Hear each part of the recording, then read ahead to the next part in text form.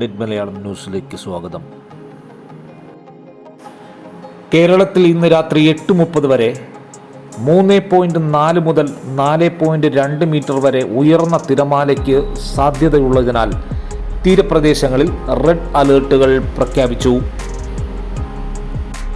തിരുവനന്തപുരം കാപ്പിൽ മുതൽ പൊഴിയൂർ വരെയും, കൊല്ലം ആലപ്പാട് മുതൽ ഇടവ വരെയും, ആലപ്പുഴ ചെല്ലാനം മുതൽ അഴീക്കൽ ജെട്ടി വരെയും, എറണാകുളം മുനമ്പ് മുതൽ മറുവക്കാട് വരെയും, തൃശൂർ ആറ്റുപുറം മുതൽ കൊടുങ്ങല്ലൂർ വരെയും, മലപ്പുറം കടലുണ്ടി നഗരം മുതൽ പാലപ്പെട്ടി വരെയും, കോഴിക്കോട് ചോമ്പാല മുതൽ രാമനാട്ടുകര വരെയും, കണ്ണൂർ വളപട്ടണം മുതൽ ന്യൂമാഹി വരെയും, കാസർഗോഡ് കുഞ്ചത്തൂർ മുതൽ കോട്ടക്കുന്ന് വരെയും, കന്യാകുമാരി ജില്ലയിലെ നീരോടി മുതൽ ആരോഗ്യപുരം വരെയുള്ള തീരങ്ങളിലാണ് റെഡ് അലേർട്ടുകൾ പ്രഖ്യാപിച്ചത്.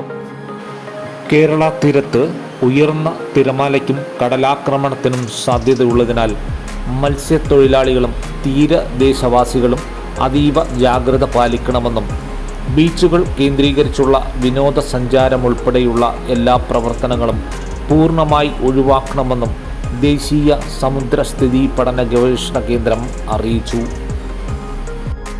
നെറ്റ് മലയാളം ന്യൂസിനു വേണ്ടി ഷാജഹാൻ, തിരുവനന്തപുരം.